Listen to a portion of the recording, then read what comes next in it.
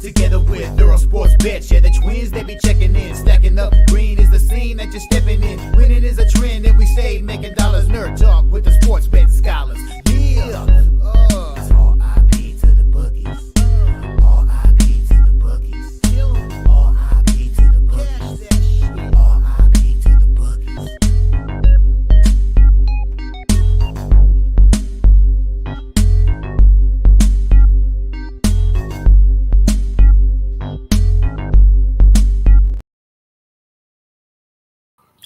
We are live. Welcome back to another edition of the Earle Sports Bet Show. My name is Nicholas Earle, just me today. And today we got a packed card. We have a full MLB card. We have 8 NHL and 10 NBA, I believe. So we're not going to waste too much time. Quick recap of yesterday, even though I'd prefer not to. It was a bloodbath yesterday. It wasn't fun at all.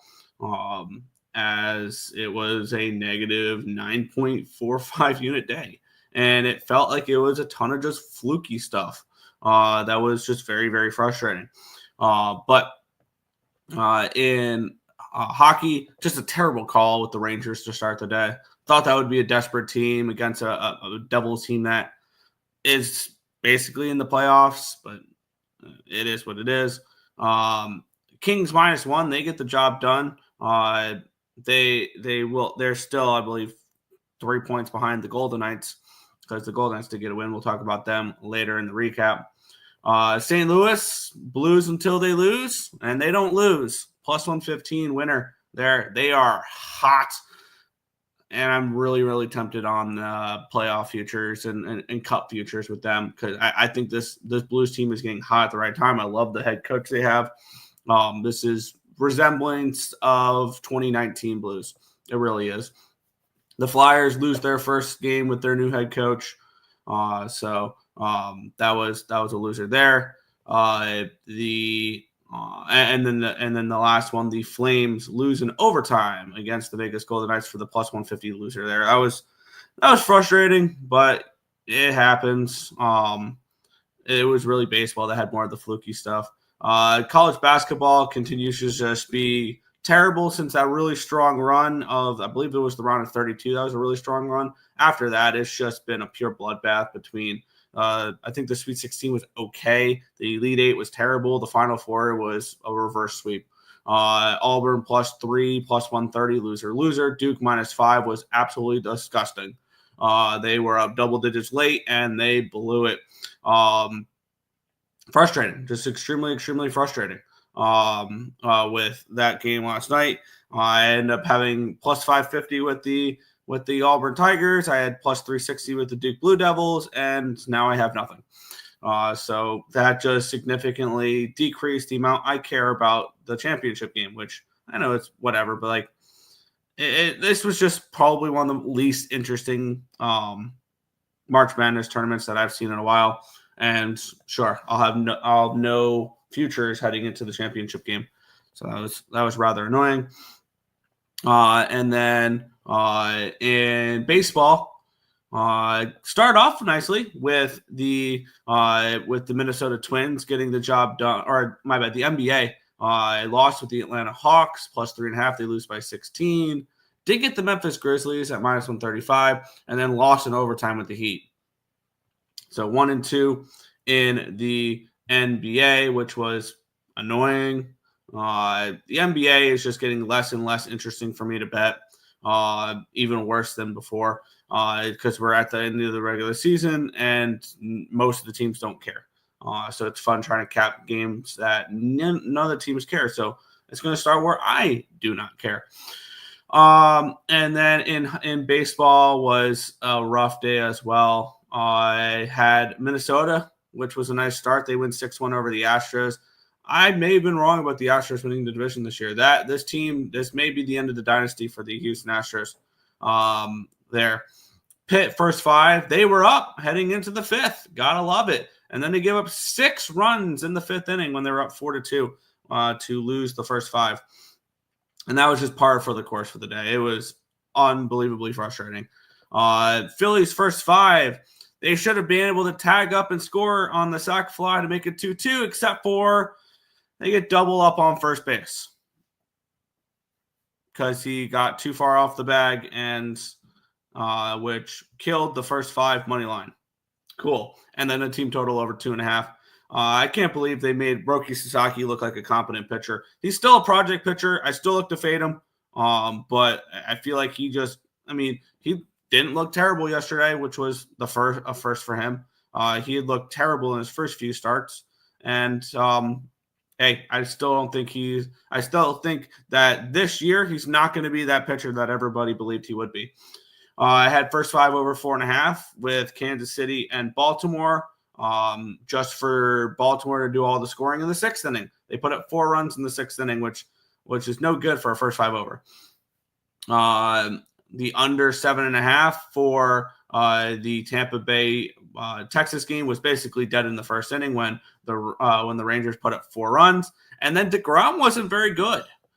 Under 7.5 was a winner, though, for New York and Toronto, so that was nice. The cash cow play loses. The Braves, they lose 4-0 to the Miami Marlins. That's concerning if you're the Braves, getting shut out against Miami there. And then I split out on the last one there with the first 5 plus a half with the Angels in the first 5. The first 5 under 4.5 and the first 5 plus a half split out there. So overall, bad day yesterday.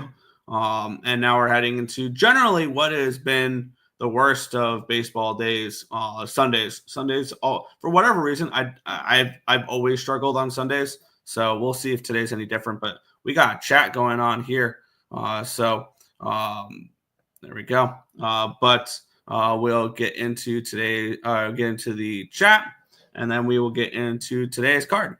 There is the link for the contest, for the baseball contest. I accidentally posted it twice. What's good, Nicholas Handy? Good morning, beautiful men. Pause. No. Put the wrong picture. You're all good. You're lucky. I knew exactly who you were talking about. But all you need to do is put in Boyd. Yeah. Terrible day. It was. Disappointed. Both teams I needed to win were up, and then they choke. Yeah, I was on the same sides as you. I was on Auburn and Duke, and they both choked it away yesterday, which was frustrating. Recap MLB records. Yes. Let me get up the MLB records real quick because I do have them here. Making sure all of them in the right order. Yeah.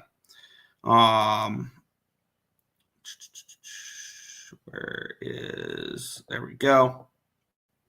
Where we have the person putting in plays under name 446 is still in first place at 8-2 at 5.95 units. Craig Woods 5-3 up 1.52 units. Occupancy 8-7 up a unit. Neil 1-0 there. 446 is scared is 1-1 even money. John Boy is still down 0.32. Markel 0-2. Coyote is 31-44 and 1 down 4.72 units.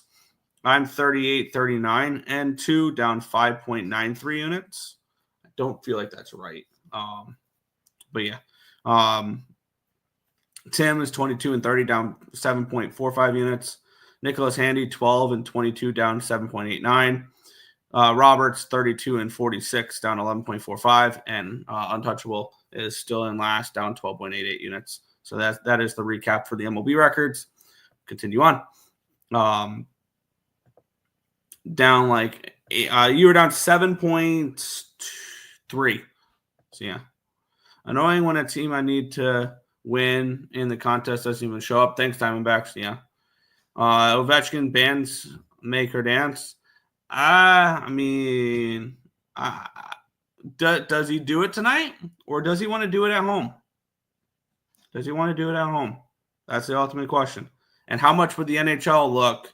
How much would the NHL love to be able to milk it out for at least one more game with the more expensive tickets? Because you know that these NHL teams are making bank. You know that the Capitals will make a lot more money if he doesn't score today.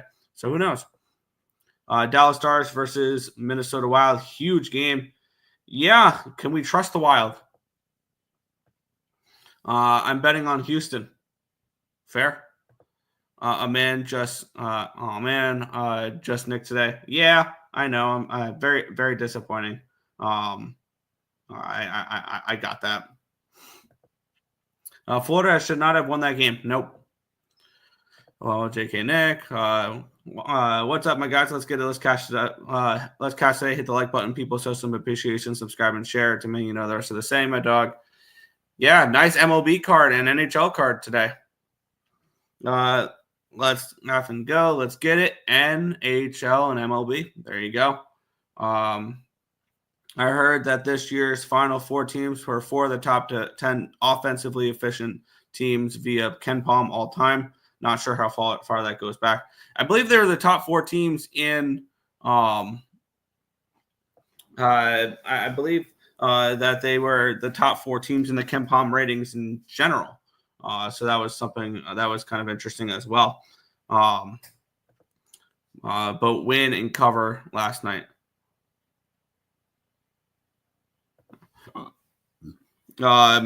Astros started off bad last year. Yeah, they did. I know. I'm not overreacting. I'm just messing around. I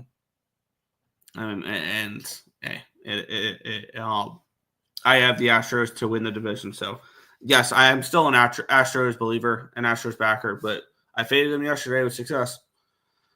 Tampa lost to the Sabres. Canes lost to the Bruins. Stars lost to the Pens. Jets lost to Utah. It was just one of those nights.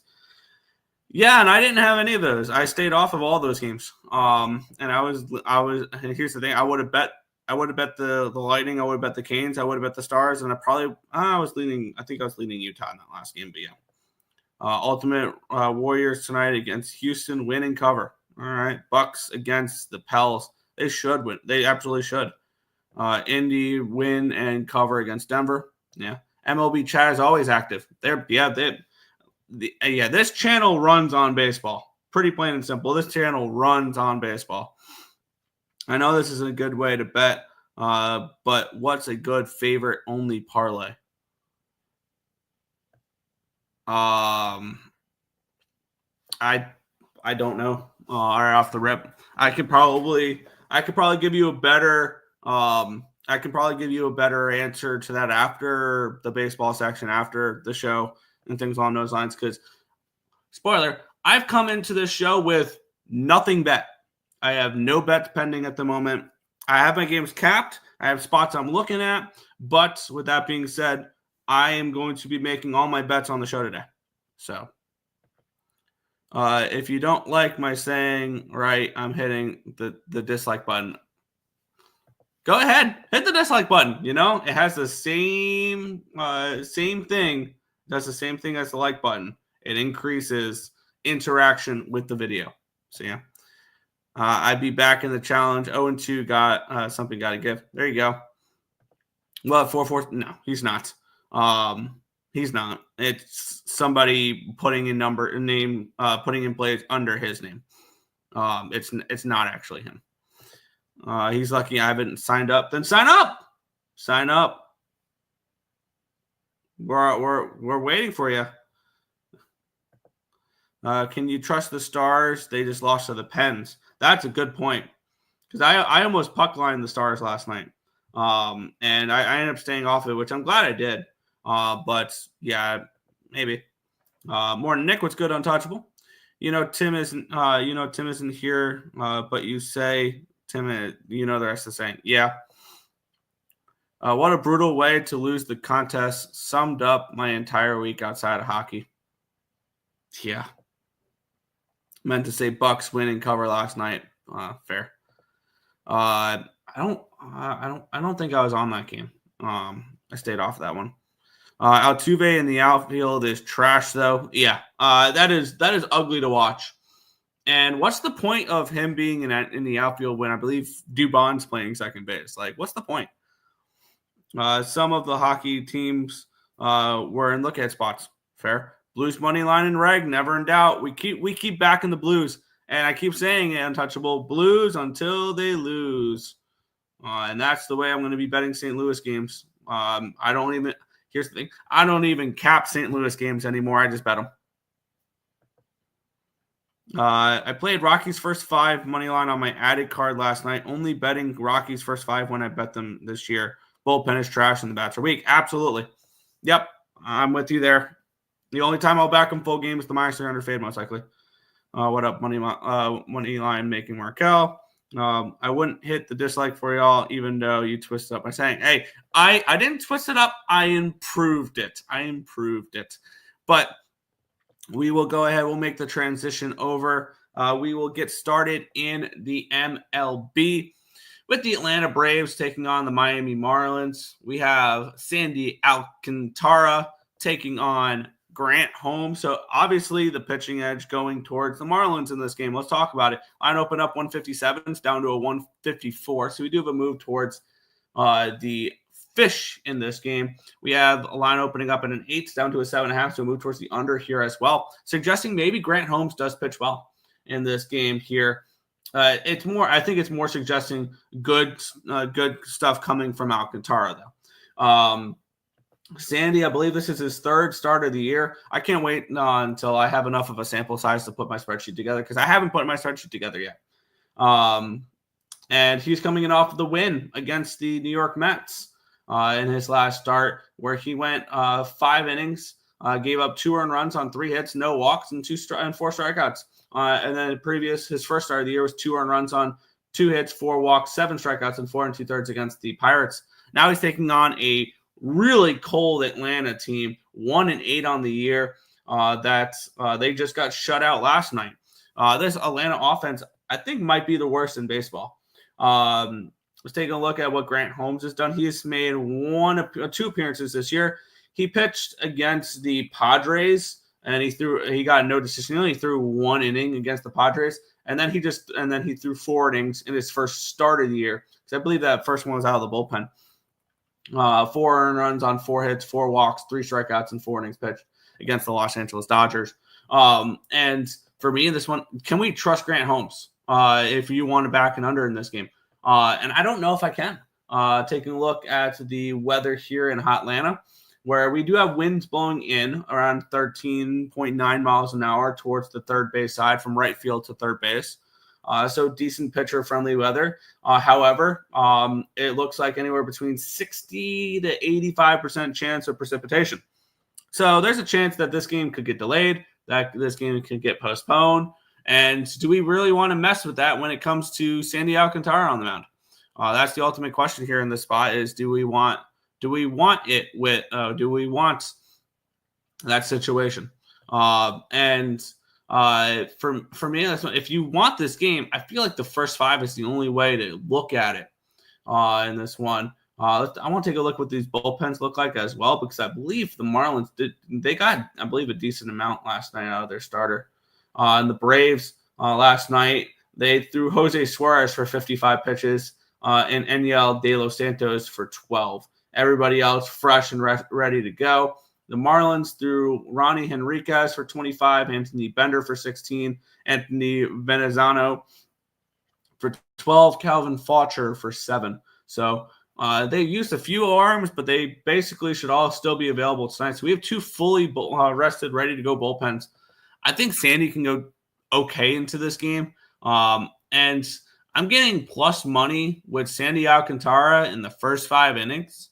I feel like that's worth a shot in this one here at plus 115 over on ESPN Bet. That's how I'll get my day started here with the Marlins in the first 5. I don't trust the Braves. They were a cash cow yesterday and they lost under the cash cow system.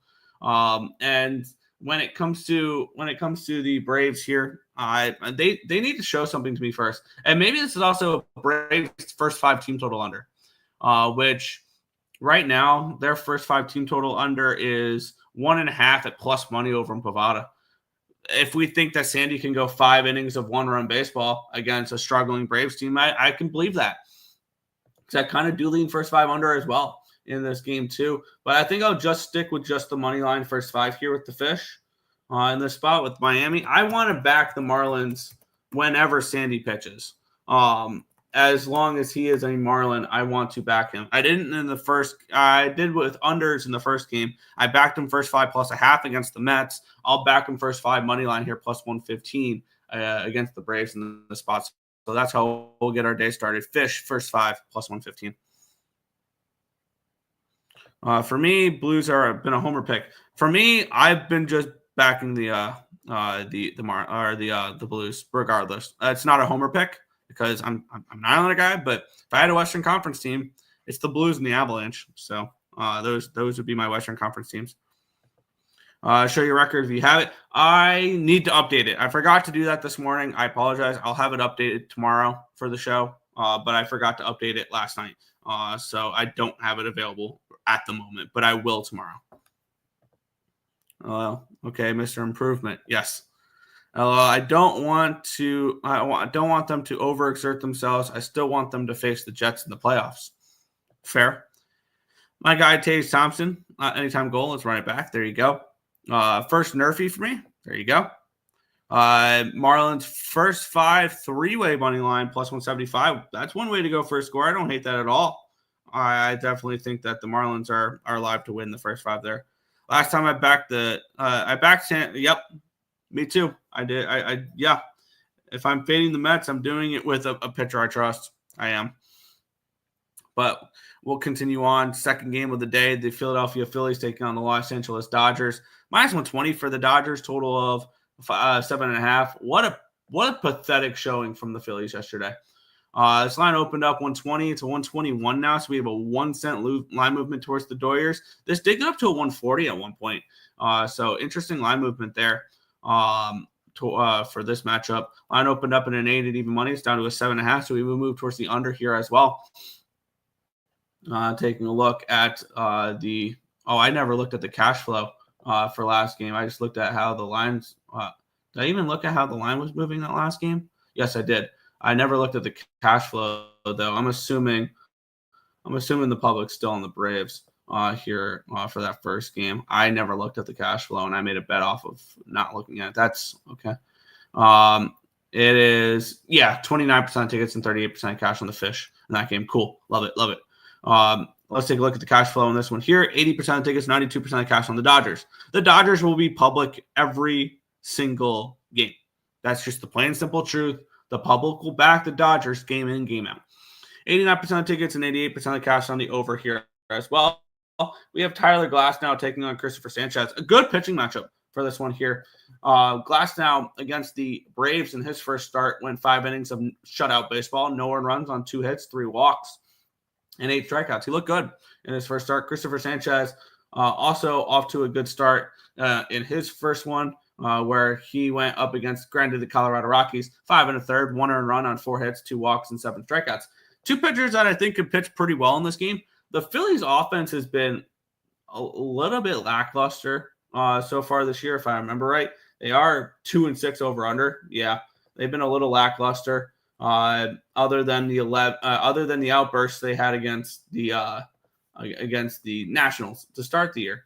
And I want to take a look here with Philadelphia. Where's their offense rank in baseball? Because I feel like their offense. I said their offense was going to take a step down this year. I think they're off to 11th. Never mind. They're 11th in runs per game. I want to take a look. I believe the Braves are the worst in baseball offensively so far this year. I just want to take a look. Let's take a look here. I know in runs scored, actually the Astros and the Rockies are lower. In runs per game, 28th in baseball, the Braves, 2.67. The Astros and the Rockies are the only ones lower than them. And for this one here, I mean, I'm kind of leaning under the total in this game. I think Glasnow pitches well. I want to take a look at what the weather is consisting of here in Philly, see if it does lend itself more to pitcher-friendly weather. It is blowing in from left field to first base side, so definitely some good pitcher-friendly weather. 2 pitchers that I kind of like in Christopher Sanchez and Tyler Glasnow. 2 bullpens. The Dodger bullpen used Ben Kasparius for 23 yesterday, Alex Vesia for 19, Banda for 11. Banda is the leader in the MLB for wins. Fun fact there. And then on the flip side for the for the Phillies for their bullpen situation. Where are you? Phillies. There we go. They threw Tanner Banks and Joe Ross yesterday. Everybody else had a day off yesterday. So looks like two fresh and ready to go bullpens. I want to move on the under in this game. The line has gone from an 8 to a 7.5. Public on the over 89 and 90, 89 and 88.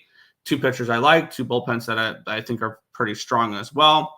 I think this game goes under the total here in this spot, and I can find an under 7.5 minus 120 over on BetMGM. So yes, under 7.5 minus 120 for the Phillies and the Dodgers here. So plays on the first two games for me.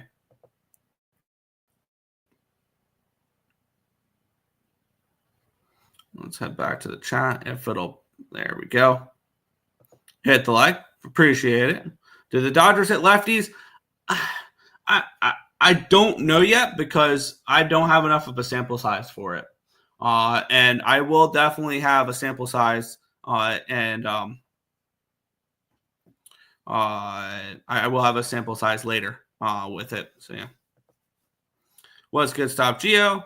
Oh, congrats to the ESPN Bracket Challenge winner, whoever it was, which we have.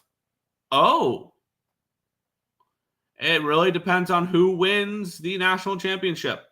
If Lefty T wins, it's Thomas Salvato. If the Gators win, it is Addison. So, all right, let me hit refresh, make sure that is correct there. Because, yeah, it would either be Addison if Florida wins, or it would be Thomas Salvato if the Cougars win. So there you go. Phillies money line. Dodgers can't hit lefties. Makes me like my under a little bit more. Dodgers run line or pass. If I'm playing, I'm laying. Philly is awful in roof runners in scoring position. Yeah. Ovechkin anytime goal. Crosby anytime point is the generational parlay for today in hockey. I was actually leaning towards OV under because I feel like everybody's going to bet Ovechkin today, and I think he gets it next game. But we'll see. We have the Arizona Diamondbacks, and we will talk about that hockey game after baseball and then go to the NBA because that game starts at 12:30, and that's a very important game. But we'll move on. The Arizona Diamondbacks and the Washington Nationals. The Diamondbacks minus 170 favorites in this game with a total of 7.5. Taking a look at the line history in this one, Corbin Burns taking on Trevor Williams. Line open up 166. It's 175. Still move towards Arizona. Line open up 7.5 minus 115. It's now 7.5 minus 117. So I'll move towards the over here as well. Taking a look at the cash flow in this spot here, where we have, if I can find it, there we go. 88% of tickets, 92% of cash is on the Diamondbacks in this one here. Lines moving towards the Arizona Diamondbacks, though. 99 and 99 on the over. Shocker. We have Corbin Burns taking on Trevor Williams. Let me get up the pitching numbers here, where Trevor Williams, not off to the greatest of starts. He made the one start there. He went 5 innings of 3 runs, 10 hits. No walks, though. 3 strikeouts. The Blue Jays got to him a decent amount there. Didn't punch in fully, but they definitely could have gotten more. And then on the flip side, we have Corbin Burns, who went up against the Yankees in his first start, gave up 2 earned runs on 4 hits, 3 walks, 8 strikeouts, and 4 1/3 innings pitched. They won that game 7-5 there. And I really don't have too much interest in this game. This was a spot that, I feel like the Diamondbacks should win, and they should be able to put up runs against Trevor Williams. They should. So I guess I lean Diamondbacks and over. Just a little too public for me in this spot. And I've already bet the first couple of games, so I'm not going to try to force plays on every single game. So it's a lean towards Arizona and a lean towards an over, but nothing for me here in this one. Oh, yeah, everyone on him to score. I mean, there's no way he doesn't score and break the record, right? There's no way he doesn't score and break the record today. Wonder what this Sunday brings us. Sunday can get wild. Yes, it can. Yes, it absolutely can. Should I do the same contest? Should I make the same bets I made for the contest yesterday? It's up to you. Yes, another Nerfy lost this matchup brutally yesterday. Diamondbacks run line, Diamondbacks team total over, and the over. Good luck. Good luck. Nationals money line again. I don't know. Haha, Sabres money line. Best team in baseball, Sabres, after they're eliminated. We'll move on. The Arizona Diamondbacks taking on the Pittsburgh Pirates. We have the New York Yankees taking on the Pittsburgh Pirates. We have the Yankees minus 165 favorites with a total of 9 in this game here. Let me just put that there. Perfect. All right. Taking a look at the line history in this game here, where we have the Yankees with Will Warren taking on Andrew Heaney, the Heen Dog. Line opened up 140. It's now 159 for the Yankees. Line moving towards them. Line opened up 9.5 at plus 110, and it dropped down to 9. So really just a balancing of the juice, and the line has moved towards the under since it dropped down to a 9, though. We have 98% tickets, 99% cash is on the over in this game. The line's dropping. 92% tickets and 80% cash on the Yankees, at least for those Yankee backers. The line is moving towards the Bronx Bombers in this one here. Will Warren versus Andrew Heaney. Warren's one of the top pitching prospects for the Yankees heading into the season. In his first start against the Diamondbacks, gave up 5 earned runs. Went 5 innings, gave up 2 earned runs on 1 hit, 4 walks, and 4 strikeouts. So the walks were a little bit of an issue for Will Warren, but your MLB debut, not his debut, but it was his first start of the year. Maybe nerves just took over there for the young pitcher. On the flip side, the Heen Dog, Heaney, went 5 innings of 1-run baseball, 4 hits, 1 walk, 2 strikeouts against the Miami Marlins in his first start. So he looked pretty good. And the ultimate question is, can he do it again? I want to take a look at the weather real quick for this game as well, because I have a feeling that this could be, it looks like 41 degrees with winds blowing from the left to the right about 9 miles an hour, and anywhere between 12 to then later in the day, close to 50% chance of precipitation. So it looks like this game will get in today. Is it a game that I'm going to get involved with? Probably not. It would be, I guess, a small lean towards taking an under in this game, but I've taken way too many unders in Yankees games just for them to get blown up. So I guess I lean under. Probably the Yankees finish off the sweep in this game, but not anything I'm going to get involved with here today.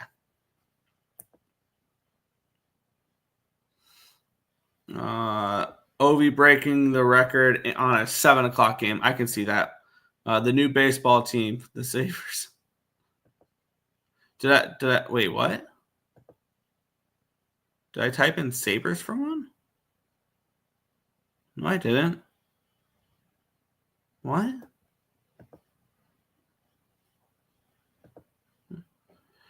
Torpedo bats minus 1.5. Yeah, postcard after show. Well, Yankees team total over. Yeah, probably. Sherman will be dealt by the trade deadline. If he can't be moved, he will be a bullpen arm. And that's a solid bullpen bulk arm to have if you're the Yankees. I have a feeling he's just going to be in the rotation all year long. Yankee run line. Yankees, D-back, Dodgers. You go the best team in the best baseball team. The Sabres are the best hockey. My bad. The best team after being eliminated. Sabres. The best team in hockey. My bad.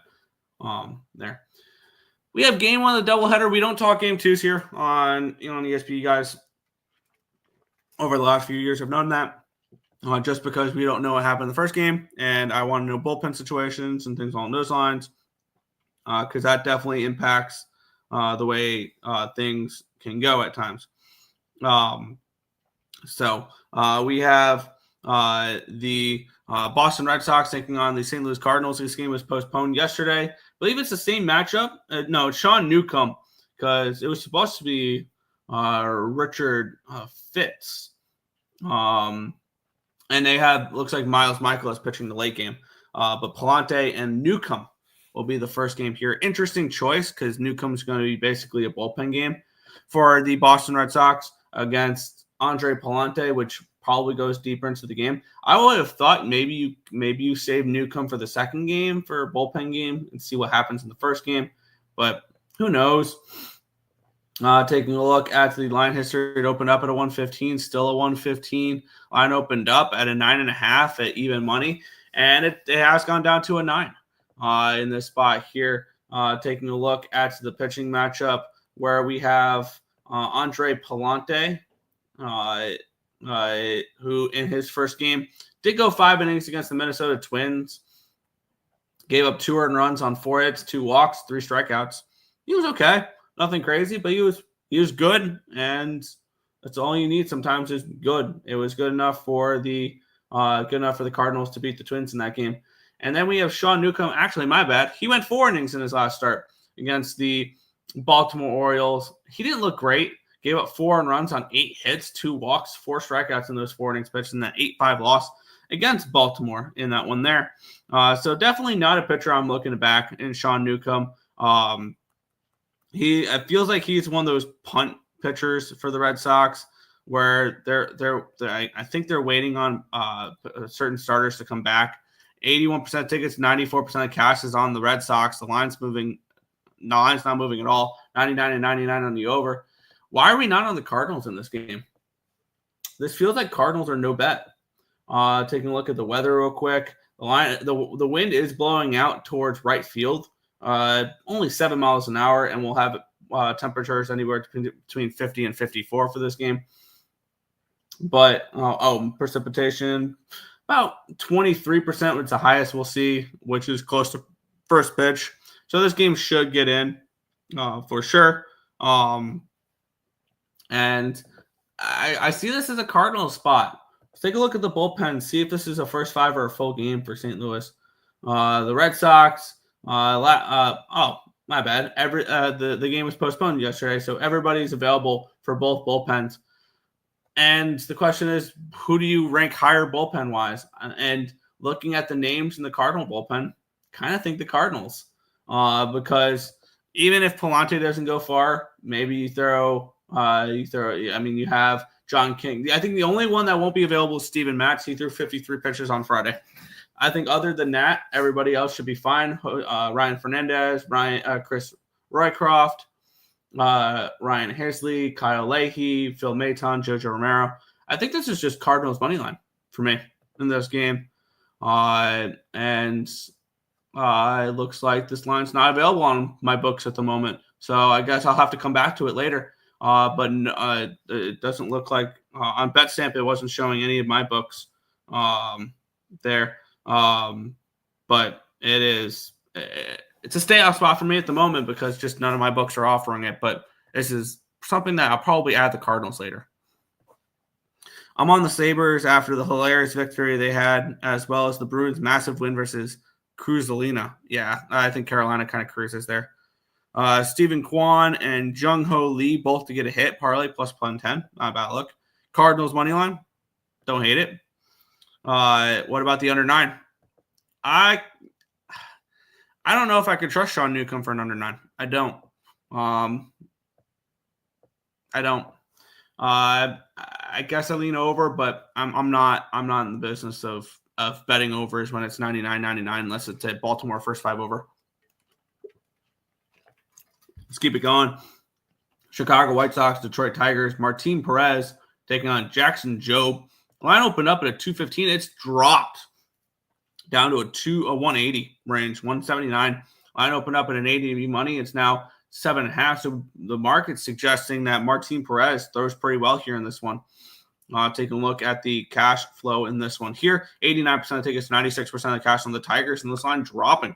96% of tickets, 95% of cash is on the over in this one as well. Kind of want to take a look what this first 5 has done because I'm interested in the White Sox first 5 here in this game. And maybe it's a first 5 plus a half because we have, I think, a low enough total where it could be worth it. Line opened up 175. It's down to a 135, and it's gone from a 4.5 down to a 4. So we've seen plummeting totals here. I still don't trust the White Sox bullpen, and I don't think any of us should. They used Jordan Leisure, Cam Boozer, and Fraser Ellard yesterday, so they'll have a decent amount of their guys available. Bryce Wilson won't be, but I feel like he's the only one that won't be. Tigers, John Brebbia threw 25 yesterday. Bo Brisky threw 9. They should be fine, ready to go today. So fully rested bullpen here for the Tigers. Let's take a look at the pitching matchup here between Martin Perez and Jackson Jobe. Jackson Jobe, he's one of the top pitching prospects for the Tigers, and arguably you can make the argument that he is one of the, if not the top pitching prospect in baseball in general.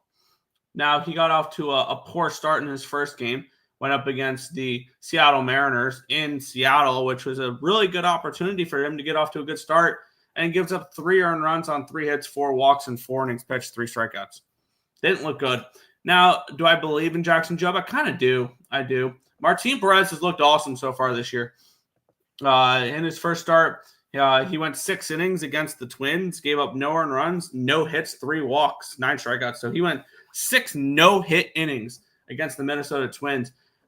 Is this a spot where we fade him in the next game, though? But I think he pitches well. I think Martin Perez can continue to pitch well here in this one. And I want the White Sox early in this one here because I am a believer in Jackson Jobe long-term, but right now he's kind of a question mark for me. +0.5 is -110 with the White Sox. I'm going to take that because I think this is a low variance game here. Chicago White Sox first 5 +0.5. I'm going to go ahead and take that. It's -110 over on ESPN Bet. I'm going to take a shot with the White Sox here early, first 5 +0.5 at -110. I think that they can. I think Martin Perez pitches well, and I think the only way this loses is if the White Sox just don't score at all against Jackson Jobe. So I'll be on the first 5 +0.5 in this one here with the White Sox.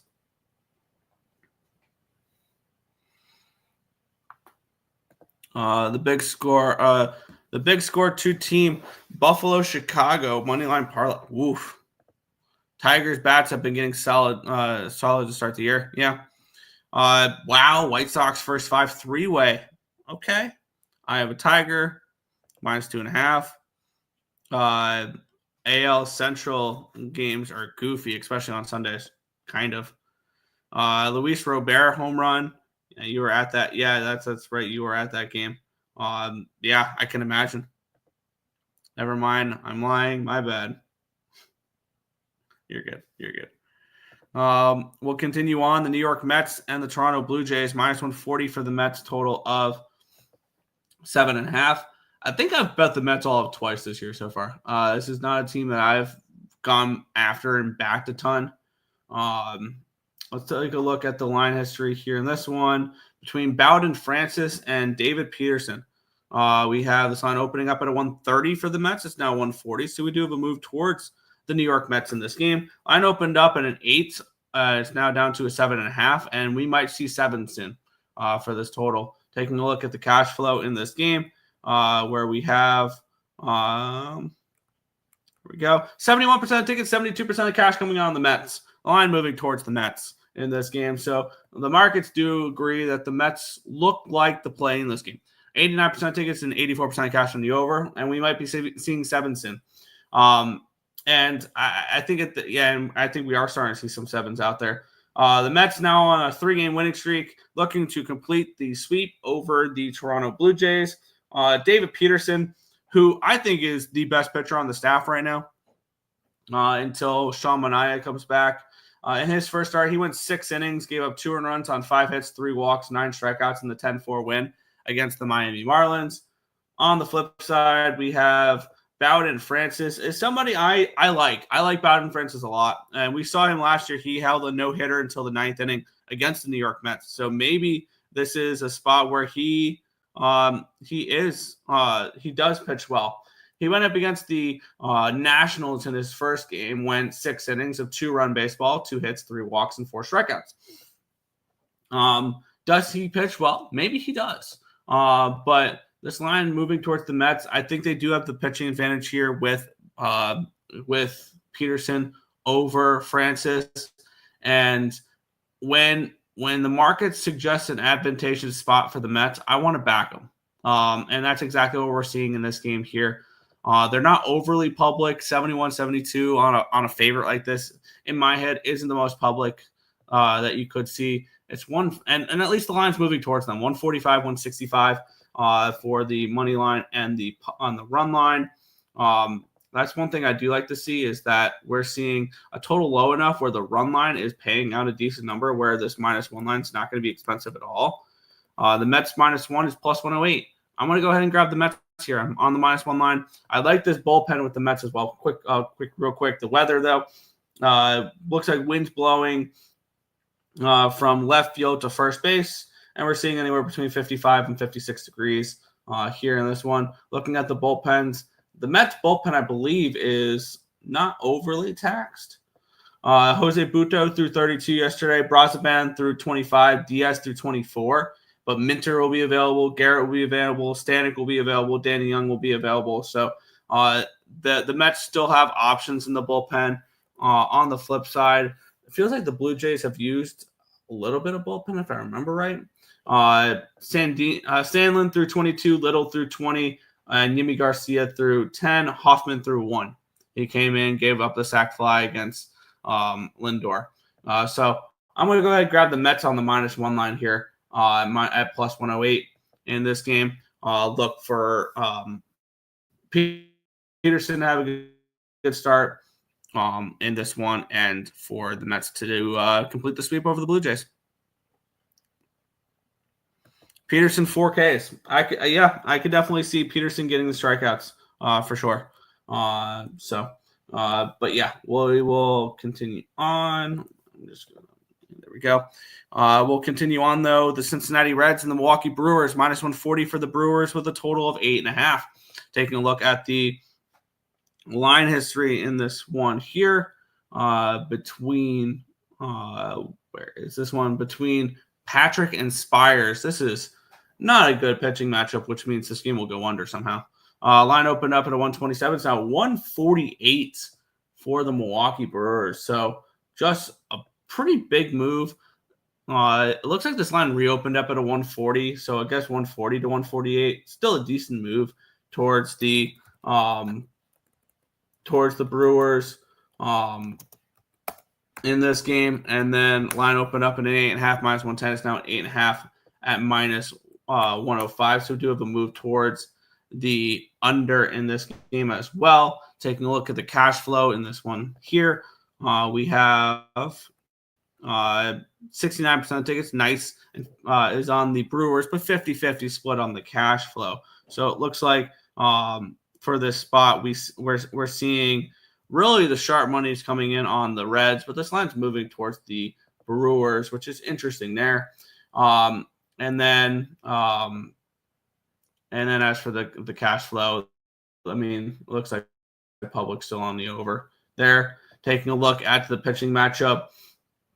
And this one, two pitchers that I'm not a believer in. On one side, we have Chad Patrick, which I believe he was the one that got only 2 earned runs on 2 hits, 1 walk in that 1 inning. Oh, granted, 1 inning against the Yankees. And then he came back with 4 2/3 of shutout baseball against the Royals. He looked good in his last start. 3 hits, 2 walks, 5 strikeouts in his last appearance. On the flip side, we have Carson Spires, who is coming in off of an appearance against the Rangers where he looked good. 6 innings of 1-run baseball, 3 hits, 2 walks, 5 innings pitched. He was pretty solid. So maybe this is 2 pitchers that I was underestimating a little bit there heading into this breakdown. Not a game I'm going to get involved with, but I could see both these pitchers actually throwing well. So I guess I'll lean towards an under in this game if I'm getting involved with it, but no play at the moment. Nerfy, Alonso, don't homer too fast. I mean, the Mets with Nerfies would make me nervous because you know for a fact you're seeing Lindor, Soto, and Alonso in the first inning. That would scare me. It would scare me just as much as Dodger Nerfies, knowing that you would see Ohtani, Betts, and Freeman. So bats finally woke up. Bullpen's got a lot of run last night, over or pass. If you like I guess full game over. Let's take a look at those bullpens real quick. The Reds went through how many pitchers? The Reds. Oh, that's the Red Sox. There we go. The Reds, Barlow 25, Sandelin throwing back-to-back days, Rogers throwing back-to-back days, but gone through 24. So probably this will be Carson Spires with Graham Ashcraft in long relief is what this will probably be. Brent Suter and Gabout will also be available. So yeah, and on the flip side, Connor Thomas threw 62 pitches yesterday. That was basically the only bullpen the Brewers used, which I'm fine with that. He was, I believe, a Rule 5 draft pick for the Brewers. But they'll have Koenig available. They'll have Uribe available. They'll have McGill. They'll have Hudson. They'll have Pomeranz. They'll have Peguero. The Brewers have their full bullpen ready to go. It would be more the Reds I'm worried about. Under 8.5. I guess I'd lean more towards first 5 under than full game under in this one. Mets money line. Yep. We'll keep on going, though. We have the Houston Astros taking on the Minnesota Twins, -115 for the Twins, total of 8.5. Taking a look at the line history in this one here. Between Chris Paddock and Ronald Blanco, line opened up at a 115, still a 115. Line opened up at an 8.5, even money's down 8.5, -110, so a slight move towards the over, and no move on the side. Paddock is so tough to trust. 54% of tickets, 70% of cash is coming in on the Astros. The line's not moving, but this is Astros are no bet for me. 75% tickets, 76% of the cash on the over here as well. We have Paddock coming in off of getting absolutely shelled against the Chicago White Sox. And honestly, I'm stunned he's still making another start. 3 1/3, 9 earned runs on 6 hits, 4 walks, and 2 strikeouts. Ouch. How was he not DFA'd? I would take Zebby Matthews or Matt Festa over him. I don't understand how he's continuing to get starts. And maybe he's just a pitcher we have to fade until they get him out of there. On the flip side, it'll be Ronald Blanco, who I think is a regression candidate this year because he pitched so well last year. I don't know if he's that type of pitcher, though, that goes 167 innings pitched with a 2.80 ERA. I don't think he does that this year. 3 earned runs on 3 hits, 3 walks in 5 innings, and 6 strikeouts in his first appearance against the Giants in his first game of the year. Let's take a look at what the weather is implementing here. Wind blowing out 12 to 13 to 14 miles an hour. So it looks like very header-friendly weather here in this spot. And maybe this is just we fade Paddock. Maybe this game we just fade Paddock and we take the Astros and maybe an over or something like that. What does the Twins bullpen look like? Twins bullpen, they use Varlin, Alcara, Topa, and Sands. Duran threw 8. He could probably throw again. Colomine and Jax haven't thrown. So they basically have a fully ready to go bullpen. Ryan Gusto threw 42 pitches for the Astros bullpen yesterday, kind of saved it. O'Kirk threw 16, Taylor threw 13. They all should be available. Breu hasn't pitched the last couple of days. Neither is Hader, neither is King, neither is Montero, neither is Contreras. So if I want to back the Twins in this game, it's got to be first 5. Absolutely, it's got to be first 5, which is -125 over on Bet365. Or my bet. No. I don't want to back the Twins. If you want, no. Why? No, I want to fade Paddock in the first 5. What am I doing? Which would be +105 with the Astros. What is the line done for the first 5? I want to see if it's moved towards the Astros to fade Paddock here in this spot. Also, I want to see if it's moved towards the over. So maybe this is a spot very similar to the way we like to fade Sasaki, where it's a first 5, and it's a because it's a pretty fresh and ready to go bullpen for the Twins. I wanted to avoid the bullpen. That's what I want to do, and I want to strictly go up against Paddock. Lines moved towards the over. The line's not moved on the side. Wow, that just shows how much of a No, it's not. I read it wrong. I'm seeing it was like -140 for the Twins in the first 5 innings. I don't agree with that whatsoever. What's this first 5 team total over for the Astros? Damn, -160 for 1.5, and they're not giving me a 2.5. They know. They're not giving me a 2.5. They know he's going to get lit up and smoked in this game. And I'm going to go ahead and grab the Astros in the first 5 innings at plus 105. I would like to fade Paddock. And what's the team total over here? 3.5. They're 3.5 minus 145. They're bet 365 is giving me 4.5 at even money. I wouldn't be surprised if they win this game though, 4-2 or something like that. I'm going Astros just first 5 money line. Just first 5 money line here plus 105 because that 4.5 full game will include the bullpens, which they could easily get 5 runs against Paddock. But I'm going to go ahead, just take the first 5 here, plus 105, and fade Paddock in the spot. Yeah. Who are you taking this? I'm on the Astros, sorry. Astros money line, and hats all I got. And that's all I got. Fair. Astros money line, Astros first 5 3-way, plus 135. Don't hate that at all.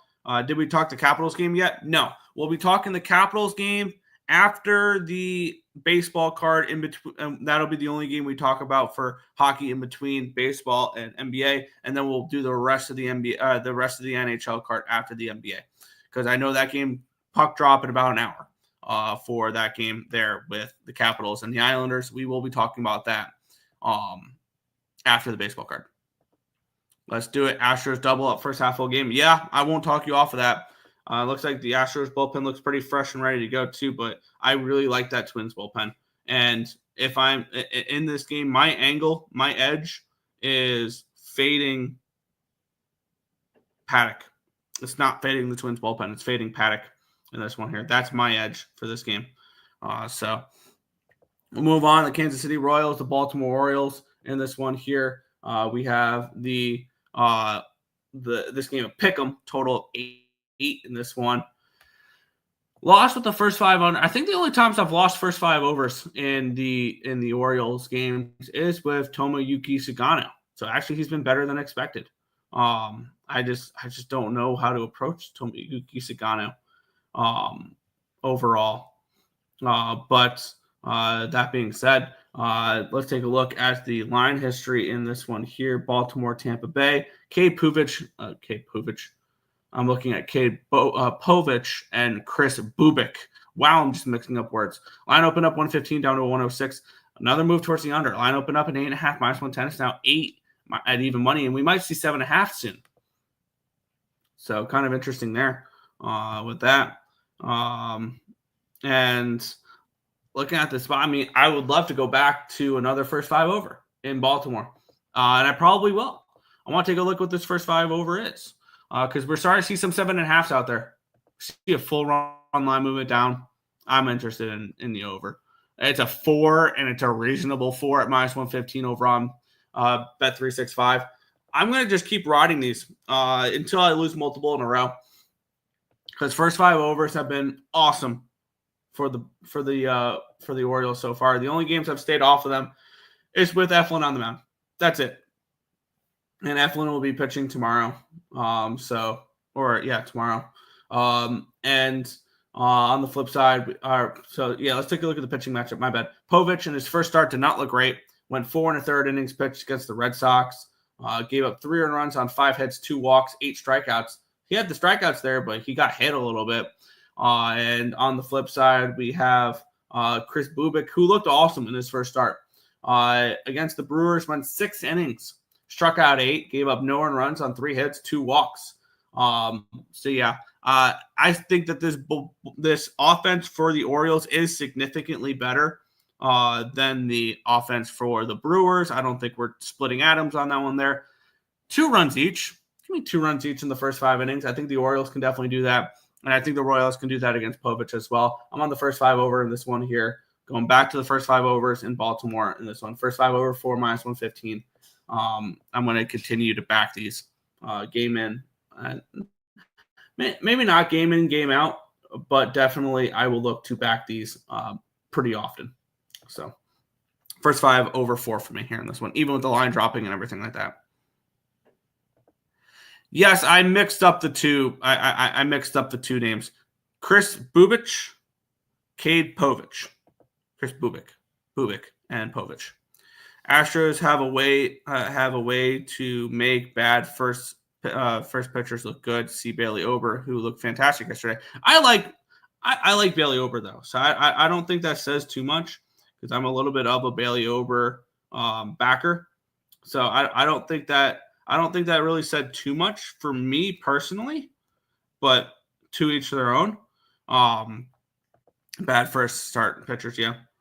It's Booba Day, yeah. No, not them. It was something you said the first time. Yeah, no, I mixed up the pitchers. I did. We'll move on. We have 1, 2, 3, 4, 5 more games in the MLB before we get into the Capitals game, and then we'll talk NBA. Where we have the Chicago Cubs. They're taking on the San Diego Padres, looking to go for the sweep in this series. Minus 135 with a total of 7.5 in this game. We have, let's take a look at the line history in this one here, where we have Ben Brown versus Kevin Hurt. Line opened up 130. It's now 131. So we have a slight move towards the Cubs. Line opened up at 7.5 at plus 103. It's now, or 7.5 plus 105. It's now 7.5 plus 103. So a 2-cent line movement towards the over in this game.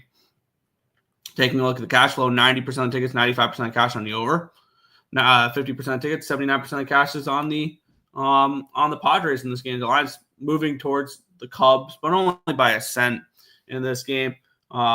Looking at the pitching matchup here, Ben Brown taking on Kyle Hurt. I just don't know what to think about Kyle Hurt. I just don't. Or Kyle Hart, my bad. In his first start, he was okay. He went 5 innings, went 2 earned runs, 5 hits, 1 walk, 4 strikeouts against the Cleveland Guardians.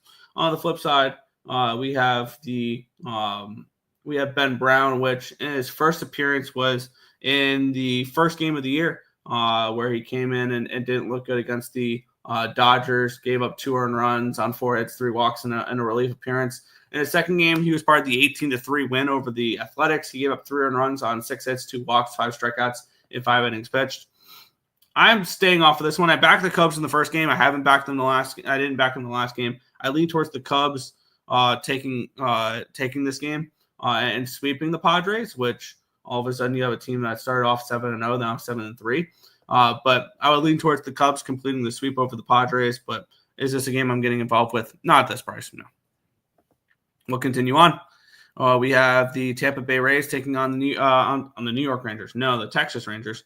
My pick them both ways. Total of 8 in this game. Taking a look at the pitching matchup here, where we have Rasmussen taking on Kumar Rocker in this game here. Kumar Rocker, a pitcher I do like. Line opened up, though, at a minus 115 for the Rangers. It's now minus 110 for the Rays, suggesting that Rasmussen pitches well because this line opened up at an 8.5. It's down to an 8. So line move towards the under in this one here. Kind of interesting there. And a line move towards the Rays suggests we see something good from Rasmussen. Taking a look at the cash flow, 96% of tickets, 95% of the cash is on the over. And the line moving towards the under, and then 49% tickets, 55% of cash is on the Rays.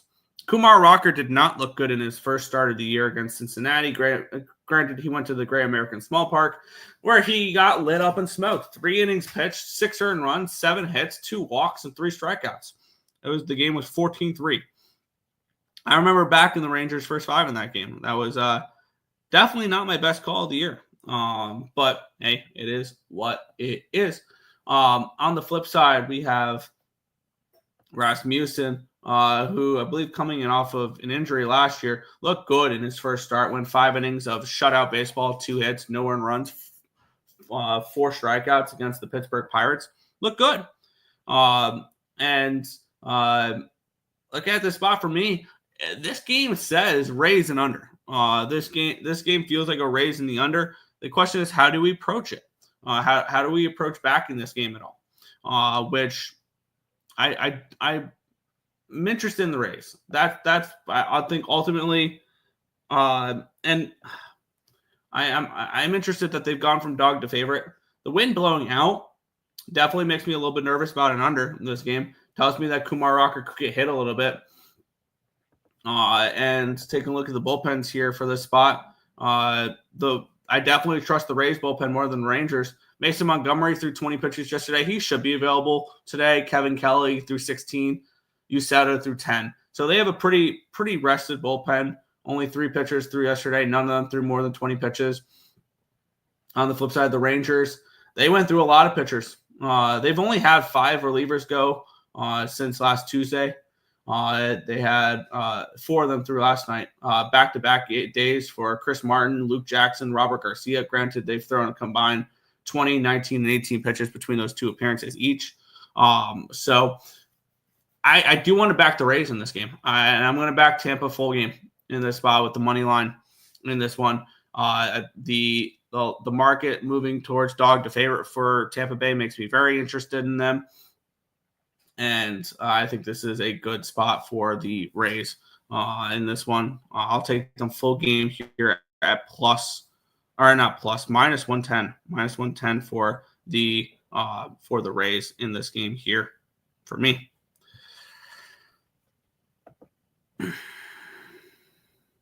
All right. Good luck. I'm out. Fair. Yep, it is. That's weird. Usually they'll tell you it's a dome, though, with it. Unless the roof's supposed to be open today. Fade the Rangers. Win not much of a... Okay. Then yeah, I still lean with the under, but I think the Rays are the better play. We were spot on with those Blues. I've been just riding them. It's just been a blind bet at this point, and I will continue to do that until they lose a hockey game. But yeah, appreciate it. We'll continue on, though. We have, 3 more baseball games to go over. We have the Oakland Athletics taking on the Colorado Rockies. Rockies minus 115 favorites. Total of 10.5 in this game. We finally have a Coors Field total of 10.5. Let's take a look at the pitching matchup here between somebody that I really like, Chase Dollander, finally making his first appearance in the major leagues. It is his debut. Granted, it sucks that he throws in Coors Field, but Chase Dollander is definitely somebody that when I put out my rotation of pitchers I want to back, I had a section for up-and-coming pitchers, and Chase Dollander was on that list along with Trey Savage and with Noah Schultz for when they come out. He was drafted in nope, not Chase Anderson. What? No, it's I clicked the stop moving. I hate when the page just jumps when you're trying to click on something and then it clicks the wrong thing. There we go. Chase Dollander. Why? No, I did not click Chase Anderson from the Rangers. All right, they're not giving me any numbers on him, which there are no numbers on him. It's just major league debut. And then on the flip side, Joey Estes on the mound for the Athletics.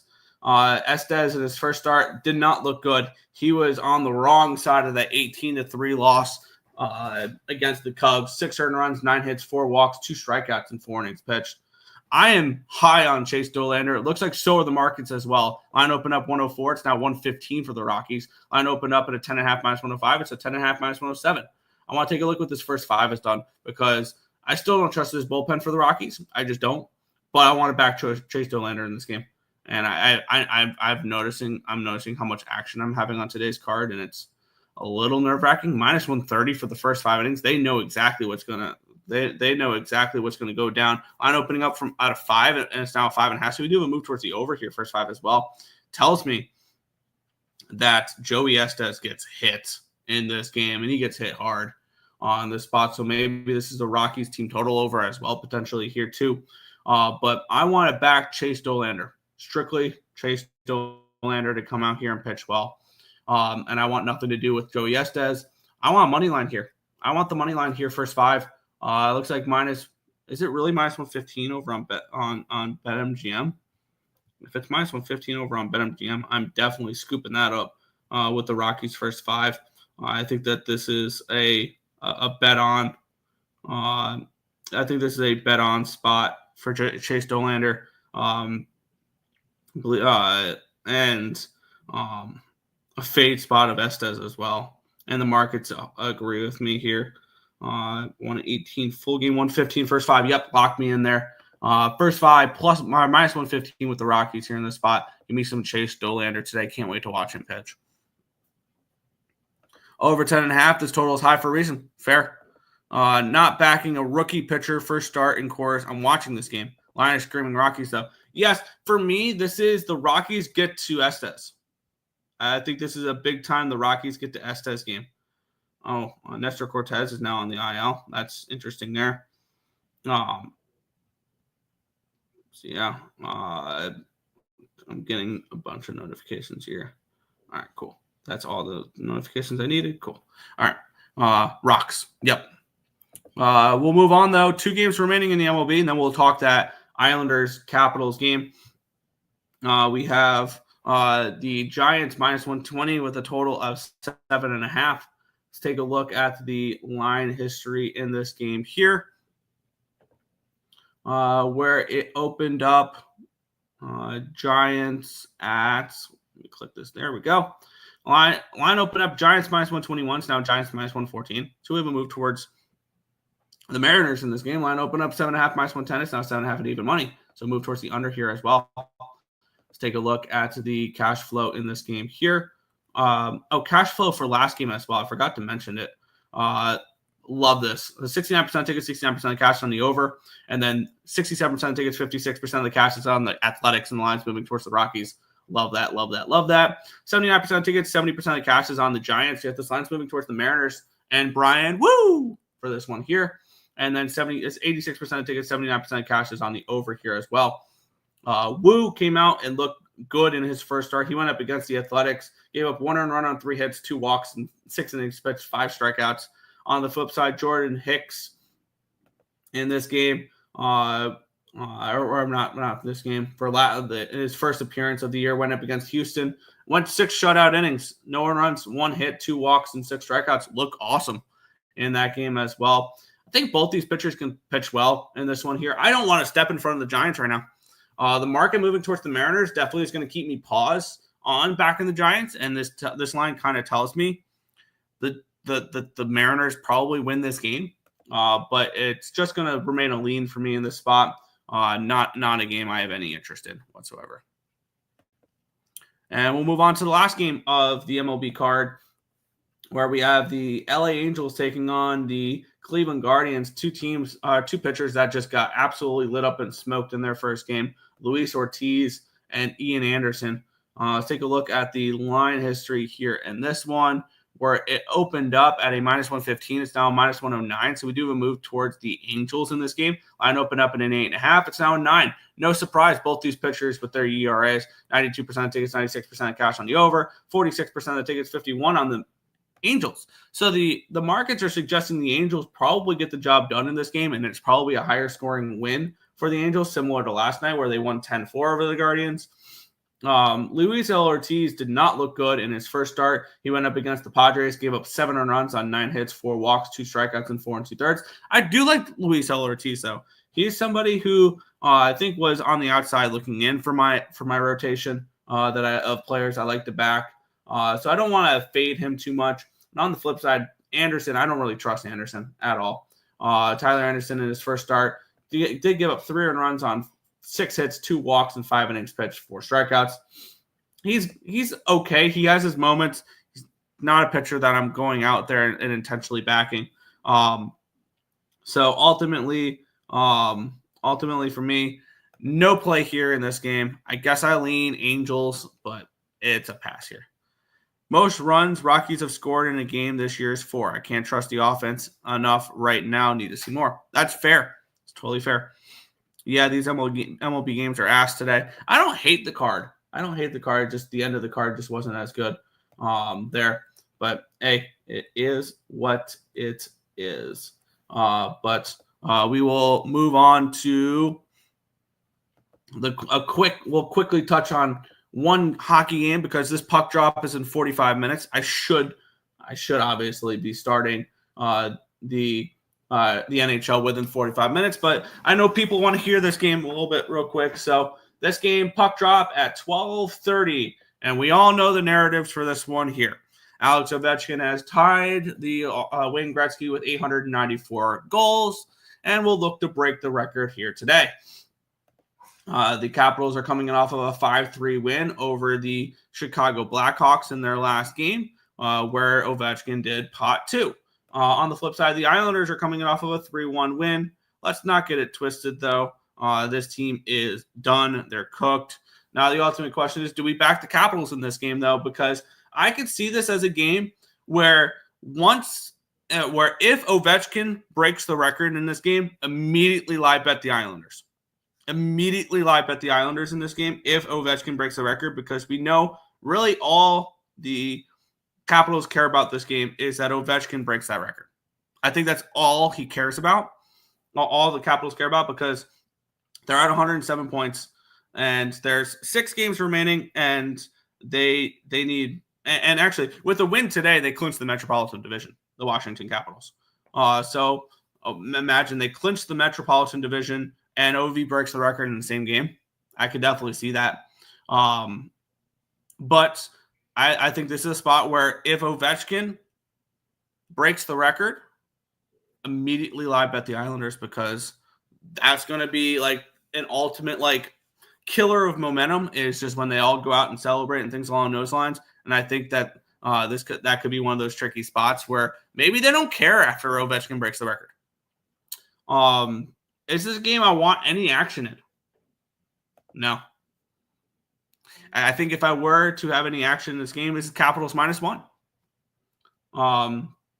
But as I mentioned earlier, if you want the Islanders in this game, I would wait. Looking at Ovechkin props here in this one, I don't look at props at all, but you can get him not to score a goal on FanDuel at -110. I think he gets it done the following game. I think he gets it done at home. You know, if you're the NHL, you would love for them to just milk this out as long as possible. People already paid a ton of money to get tickets to this game, and would it surprise you if he doesn't score and all of a sudden the market goes way back up for the next game in Washington, where they'll be a little bit more interested? You can get tickets for $200 now to see Capitals Islanders. This tells me that he doesn't get it done today.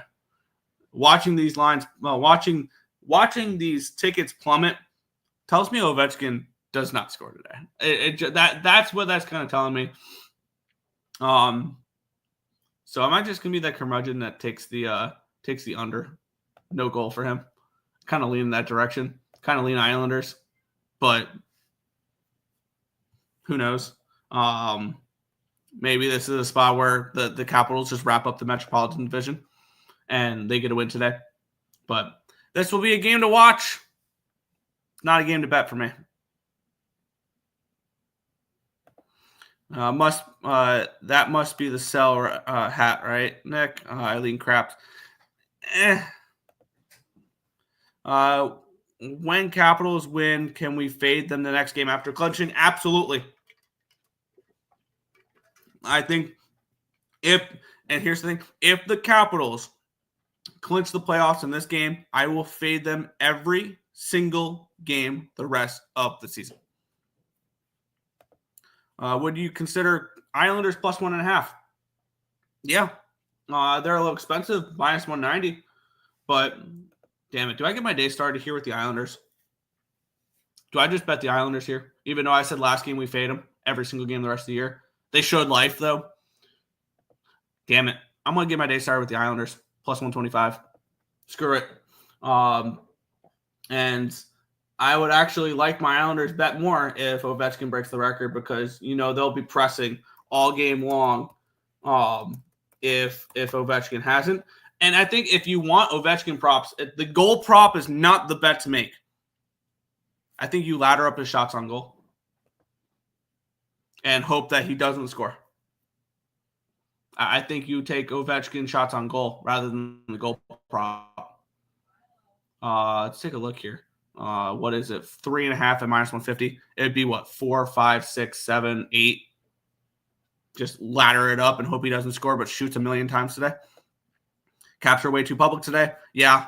You don't think it'll be fun just to beat up on the Islanders? I mean, maybe, but I don't think that they're going to go. I don't. I think they care more about Ovechkin's record than they do winning this hockey game. I do. Agreed. I think it'll happen at home. Yeah. What about the under 6.5? I lean over because I can see them. I can see aggressive goalie pulls and stuff like that. Caps puck line, Caps team total over, Caps way deeper lineup. No duh. There's a reason why they're about to clinch the Metropolitan Division. Ryan Leonard, anytime goal. Ovi's going to score. I mean, everybody and their mom is betting him to score. Why not? Do they have in hockey first to score? Yes, they do. Yes, they do. But we will head into the NBA, and then we'll touch back, and then we'll head back to the NHL after this. I just wanted to touch on that game before we get into the NBA because I didn't want to force. I didn't want to rush that game. So yes, so I'm on the Islanders at plus 125. I'm call me a sucker, whatever. I'm gonna fade the Capitals in this game. We'll move to the NBA. Chicago Bulls, Charlotte Hornets. For this one here, minus 9.5 for the Bulls. Total of 227.5. The Hornets, we know, do not care. It's pretty plain and simple. Obviously, just look at the record and look at how they've played down the stretch. I'm just having a load up. I should have been able to do this during during the hockey game breakdown, but I'm loading up cash flow and line history here. Just for shits and giggles, what is the line? What is the cash flow here on that Capitals game? 90% of tickets, 96% of cash on the Capitals. That doesn't surprise me whatsoever. Okay. But yeah, NBA, let's get into it here. I mean, I don't want to lay this many points on the road with the Bulls. That's pretty plain and simple for me. I'm not laying this number with the Bulls. But they're the motivated team. They are.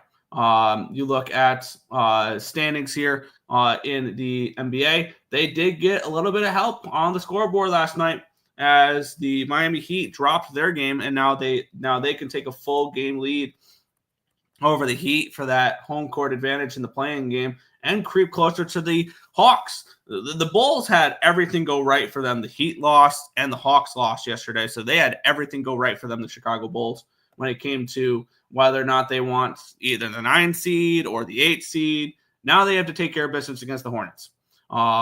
Taking a look at the cash flow in this one here, where this line opened up at a 9.5. It's down to a 9, suggesting that maybe Charlotte's a little bit more live than we think.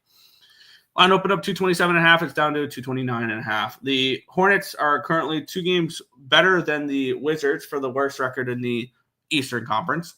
I don't see them carrying in this game. And this is a big game for the Bulls. Question is, do the Bulls need to play good enough to cover 9? And the answer is no. Do they need to win this game by double digits? No, they just need to win the game.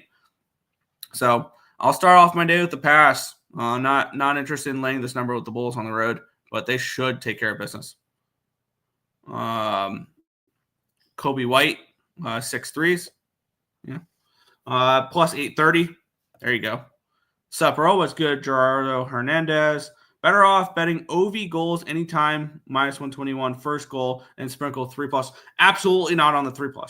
Because I think once he scores the winning goal, or not the winning goal, once he scores the record-breaking goal, it's going to be just a skate in the park for him today.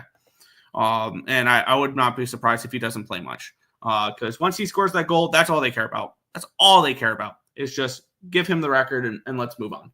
So, yeah, no, I would disagree with the 3+, because I think if he does score, it'll be only one goal. It'll be only one goal. Let's move on. Bum fight here. I'm not going to spend too much time on this game. Toronto and Brooklyn. Line opened up at a 2. It's now a 3. Cool. Line opened up 214.5. It's now 215.5. Looking at the cash flow in this game here, 88% of tickets and 89% of cash on the Raptors. The line's moving towards them. Okay. I have no interest in this game whatsoever. 83% of tickets, 80% of cash on the over here as well. I don't have an angle for this game. I'm going to try to avoid games with two teams that are eliminated that have nothing to play for and things along those lines. This is an absolute no bet here for me. Not even a thought process. So pass. Easy pass. Let's see. Okay, sounds about right. OV is going to make history today. I'm so excited to watch. I think it's not this game, but we'll see. It's going to be so sick. Okay.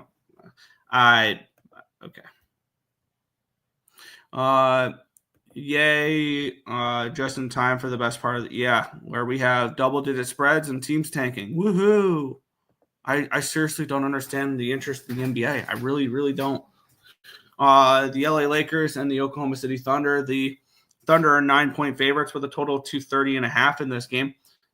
Taking a look at the line history in this game with the line opening up Thunder -8. It's now Thunder -9. So we have a move towards OKC with this line opening up 231.5. It's down to a 231. OKC is coming in off of a loss. We don't see them do that very often, lose basketball games. They lost they lost by 14 in their last game. Maybe this is a smash and grab for the Thunder. Wow, 68% of tickets, 68% of cash on the Lakers. Lines moving towards them. Even though the Lakers do have something to play for. They're currently third in the Western Conference now. And I believe if they I don't think that they can, with a win, get up to – no. They're 3.5 games behind the Rockets. So but they want to hold off the Nuggets still too. I think this is a poor spot, though, for the Lakers. You have – especially with the Thunder coming in off of a loss. I think this is Thunder laying the money line, or not the money line, laying the wood in this one here, -9 to just smash and grab here against the Lakers. I believe the Lakers, is this the second half of a back-to-back for them in this spot? I don't remember if they played yesterday or not. They played 2 days ago. They took care of business against New Orleans. This is a pissed off Thunder team, public on the Lakers, line moving towards the Thunder. Yeah, Thunder -9, -110 for me here in the spot. That's where I'll get my NBA card started here, is with the Thunder. If my Capper Tech would like to work, that would be cool. Pass on this game, 1-800, absolutely. I only cashed one parlay with the Lakers, -8, UConn women. All right. In the past 3 months. Ouch. Lakers can fall all the way down to 7th or 8th. They need to keep winning.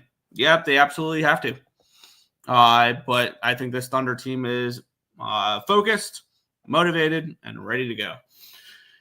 We have the Cleveland Cavaliers taking on the Sacramento Kings. 9.5-point favorites are the Cavaliers. Total of 236.5. This line's now up to a 10. It opened up at a 10, got down to a 9.5, back to a 10, back to a 9.5, back to a 10. So just back and forth here in this one here. And then line open up 235.5. It's now 236.5. So move towards the over here as well. Take a look at the cash flow in this game here, where we have 52% of tickets, 55% of cash on the Sacramento Kings, and the line moving towards them. And then we have 87% of tickets, 86% of the cash is on the over here as well. Cleveland coming in, I believe, are they coming in off of the loss? And then last game, Cleveland. I believe I remember backing them recently. I think they are coming in off of a win. They're coming off of a win. I faded them in the last game though, and they didn't cover as 13-point favorites. That's what it was. I think that Cleveland's just playing out the strings at this point. They know they're the number 1 seed in the Eastern Conference. They really don't have too much to play for. The Kings, they absolutely have something to play for. They're trying to hold off. They're trying to hold off for the 11 seed or for the 10 seed there. They are pretty comfortable though. They are 2 games in front of the Suns. They are 3.5 games in front of the Blazers. So, I'm not getting involved in this game here. This would be probably Kings plus the points or no bet. This feels like a game where the Cavaliers are continuing to play out the strings. But is this enough for me to bet it? Not particularly. So it's a pass. Pass on the Charlotte game. OKC minus. Yeah, Cleveland minus. I would lean the other way. Lean Thunder first half. I was thinking about the first half full game smash spot here. Do I really even need to talk about this game? It's a 20.5-point spread. for the Boston Celtics with a total of 225.5. And it's not even like they're motivated heading into this game. They know they're the 2 seed in the Eastern Conference. Line opened up at a 20. It's now a 20.5. So we do have a move towards the Boston Celtics in this one here. Line opened up 229. It's now down to a 227.5. 63% of tickets, 65% of cash is on the Wizards. The line's moving towards the Celtics. 91% of tickets, 88% of cash is on the over in this one as well. I have no interest in laying this number at all. 20.5. I get it. It is a tanking Wizards team. It is a Celtics team. Here's the thing, though. The Celtics know they're the 2 seed. They're not catching the Cavaliers. They know they're the 2 seed because the Knicks are not catching them either. So where's the motivation for the Celtics here to come out and win by 21? I mean, I'm not laying this number. There's no way I'm laying this number here at the Celtics. This was another simple pass. King spread, yeah, that's where I'm leaning. Cavs or nothing, no. I lean the other way. Let's keep it going. Keep moving through these. Spurs and Blazers. Blazers 4.5-point favorites, total 228.5 in this game. Taking a look at the cash flow in this one here, where we have line opening up at a 2. It's now a 4.5 for the Portland Trail Blazers. The Blazers have something to play for. They do.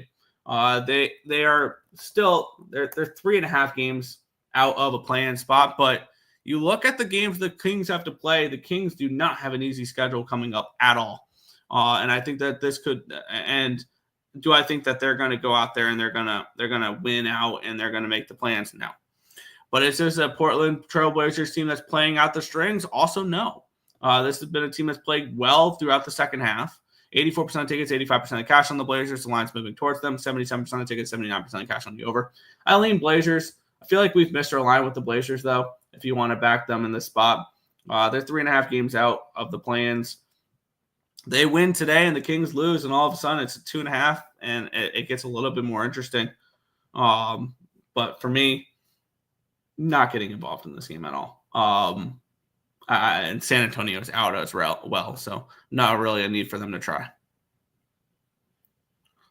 Pass on Boston, lean over. Fair. What about Celtics team total over? That's probably a better way to go at it. Lean Portland. Yeah, I'm going to take a stab on Tatum triple-double, I guess. Here's the thing, though, is does he play in the fourth quarter? Does he play the fourth quarter if it's a blowout? Blazers money line. That's a little juicy, but yeah, I see them getting the win in this game. We'll keep it going, though. The Atlanta Hawks and the Utah Jazz, 12.5-point favorites are the Hawks, total 244. We have this line opening up at 8-12. It's now 12.5, so we do have a move towards these Atlanta Hawks. And then we have this line opening up at a 239. It's now 244. Move towards the over here as well. I know I'm just speed running through these games, but I mean, do you want to lay 12.5 with the Hawks on the second half of a back-to-back? I don't, but the Hawks have something to play for.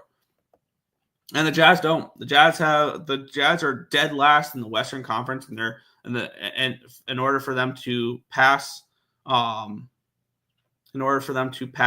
what do you call it? The Pelicans for not being last in the West, it's 5.5 games. So they are cemented as the worst team in the West this year. I have no interest in that. Do we want to lay 12.5 points at the Hawks, though? No, thank you. So it's just a no play here for me. And I have my first result of the day. Marlins Braves has been postponed. Marlins Braves have been postponed in this game here for today. So the first 5 money lines a push for that one there. It's a void. So there's that. We'll move on back to the chat though. Marlins game postponed. Yep. Sounds like over in the Hawks probably, but you've probably missed your line. Lean over 244. Pass. Hawks smash. Jazz are full-blown tanking, fading Jazz the rest of the season. It's not a bad way to look at it at all. They're definitely a team that is that is playing out the string, and they do not care. The New York Knicks and the Phoenix Suns. The Knicks are 9-point favorites, total 226.5. The Knicks are coming off of a very nice win yesterday. The Suns feel like a team they're done. It feels like that. Line opened up at an 8, it's now a 9. The line opened up at a 228, it's now a 225. So we have a move towards the under. We have a move towards the Knicks in this game here. Taking a look at the cash flow in this spot, we have 65% tickets, 68% cash on the Knicks. Lines moving towards them. 88% tickets, 90% of cash is on the over in this spot as well. Another game, I mean, do you want to lay 9 points with the Knicks on a second half of a back-to-back? But on the flip side, do you really want to back the Suns? So this is just a crappy card, really, in the NBA. A lot of double-digit favorites, a lot of tanking, a lot of spots where, yeah, you could probably just lay all the points against the tanking teams and probably do pretty well, but I'm definitely not betting it here in this one. Is Durant out? I believe he still is. Knicks minus in the under. Fair. We will get into the next one. We have 3 more NBA games before we can get into the NHL. The Denver Nuggets and the Indiana Pacers. The Nuggets are 6.5-point favorites with a total of 240 in this one here. Let's take a look at the line history in this one here. Line open, we have the Nuggets 6.5-point favorites, total of 240.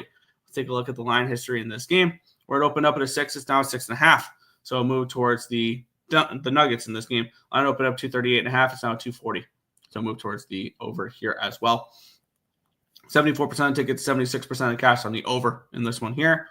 And 68% of tickets, 71% of cash on the Nuggets. Both these teams have something to play for. The Nuggets need a win now to get back up into the 3 seed. They can drop all the way to a playing game if they're not careful, the Nuggets. This 3 versus 7 or 3 versus 8 in the Western Conference is separated by 1.5 games. And if you're the Nuggets, you need that home court advantage in the first round. You want to play the 6 seed. You're not catching Houston at this point. Houston's going to be the 2 seed. Oklahoma City, I believe, has already locked up the 1 seed. So definitely a spot here where, I mean, if you want to lay it with Denver, I can see why. And the Pacers are beginning to kind of lock themselves into that 4 seed. They're 3 games behind the Knicks. They're 3 games ahead of the Bucks. So how much do they have to play for anymore now? Knowing that most likely they are in the first round against either the Bucks or the Pistons. They don't know who they're playing, but they're not most likely. They know they're probably going to start in Indiana in the first round there. The Denver Nuggets have a little bit more desperate. I think they should be a little bit more desperate for this game.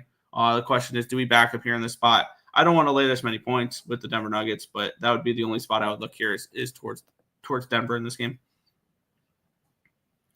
Indy money line in the over. Yes, we know you're going to fade the Nuggets every single chance you get. Suns team total under. Warriors will be the 2 seed. No, they won't. Pacers spread. Yeah, I don't trust the Nuggets right now laying points. Yeah, I don't think the Nuggets care. I have a feeling the Nuggets know that they could probably beat any of the teams that they're in the runnings with right now. Yeah. Indy will lose to Detroit or Milwaukee in the first round. I could see that. I could definitely see that.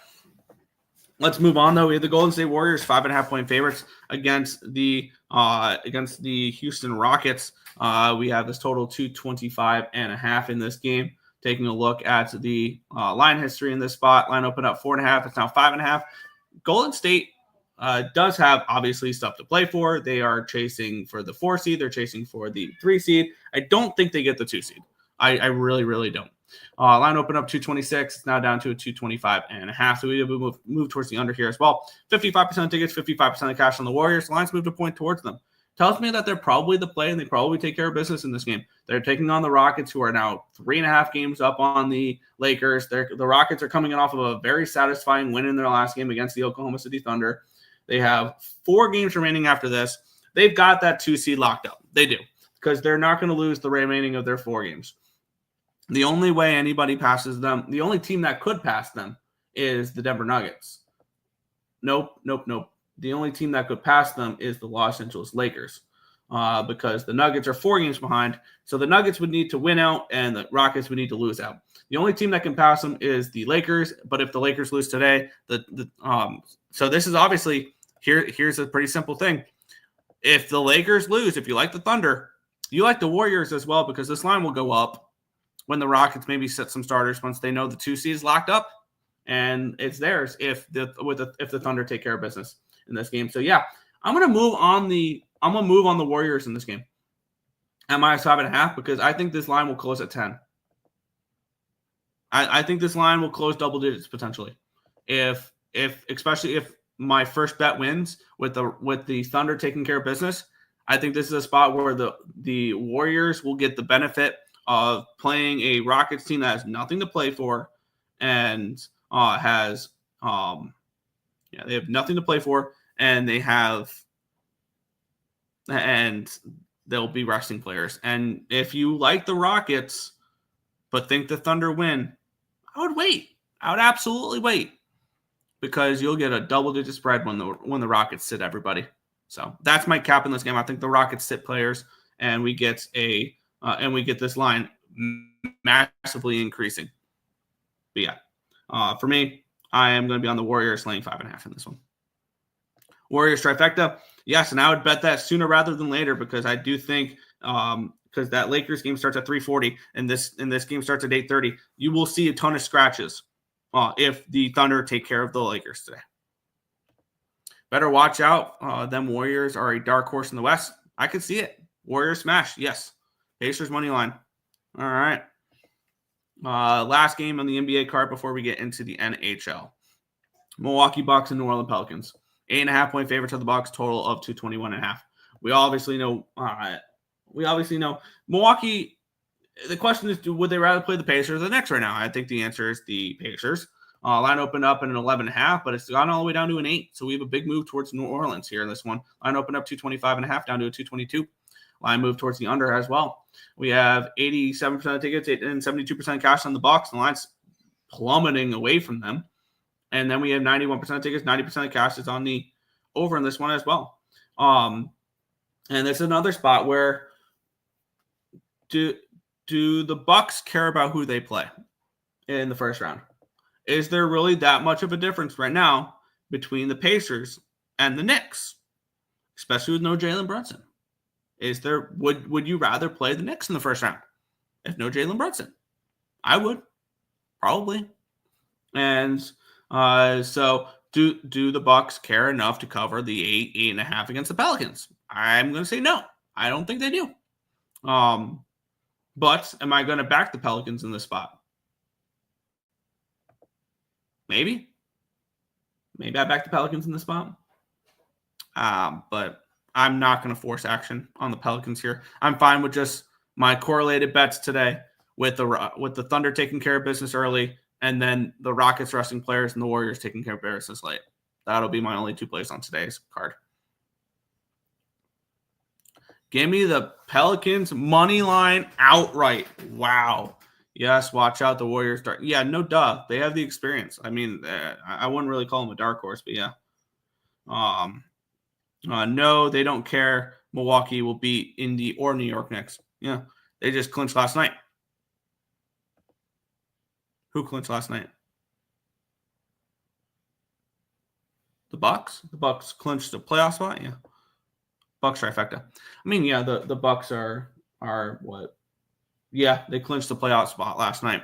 So we'll move on.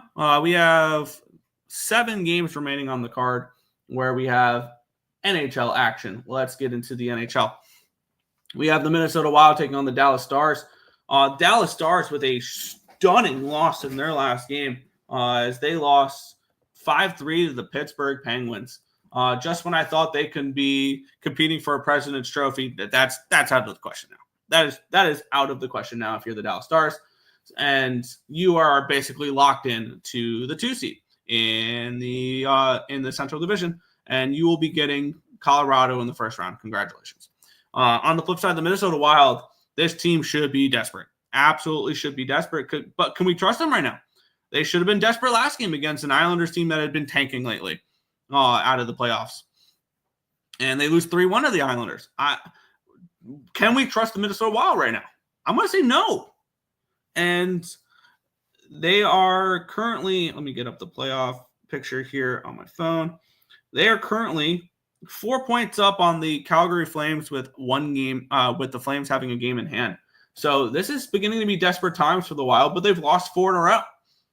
all on the road. Granted, now they're back at home, but they're against a Dallas team that has just done nothing but own them as of late. 8 of the last matchups have gone the way of the Stars. And the Stars are off of a terrible loss yesterday against the Penguins. But it's the second half of a back-to-back. It's a third game in 4 days. And the Stars, they know that they have their spot locked up. The Avalanche are not passing them. And they're not passing they're not passing the Jets. So the ultimate question is, how much do the Stars care?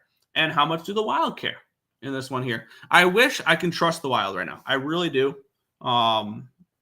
Because I would like to back them at this price. I would. But I'm sorry. If you're losing to teams like the Devils, the Islanders, and the Rangers right now, I can't trust you. Because all those are desperate teams and they continue to lose. And you've lost 4 games in a row. You've lost 6 of your last 7. Where's the desperate? Where's the desperate nature there for the Wild? I need to see something first before I want to back them. I need Eriksson Ek back. I need Kaprizov back. I need something from the Wild here in order to back them. I just can't do it here. Just can't do it. Don't get me wrong. It's Wild or no bet. I can't do it.